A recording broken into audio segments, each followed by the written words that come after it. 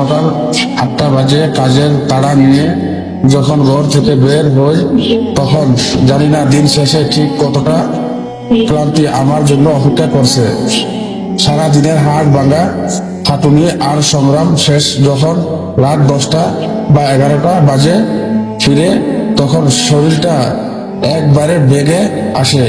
গোসল সেরে কোনো মতে রাতের খাবারটা খেয়ে একটু জিরিয়ে নেওয়া কথা, কিন্তু না, আপনাদের একটু বিনোদন দেওয়ার জন্য দেওয়ার টানে, ভালোবাসার টানে আমি আবারও মোবাইলটা হাতে তুলে নিয়ে ঘড়ির কাঁটা যখন রাত 3টা কিংবা 4টা ঘরে ছুঁই ছুঁই পোড়া পৃথিবী যখন গভীর ঘুমে নীরব, তখনই নিজম রাতেও আমার সংগ্রাম থেকে ঘরে এক কোণায় একাকী আলো জ্বালে আমি ভিডিও তৈরি করি।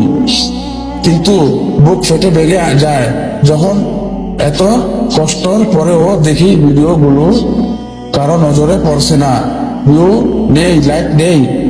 নতুন একটা আইডি বলে কি আমার এই রাতের জাগ পরিশ্রমের কোনো মূল্য নেই? আমি তো কোনো খারাপ বা সস্তা বিনোদন দেই না। পরিশ্রম ও ভালো কিছু দেওয়ার জেদ থেকেও এই কষ্ট সহ করি। আপনারা একটু চাইলে আমার এই নীরব রাতের কষ্টে একটু সান্ত্বনা দিতে পারেন।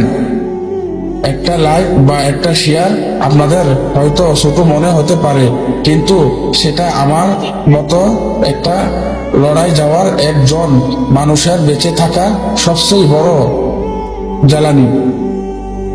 একটু পাশে থাকবেন কি?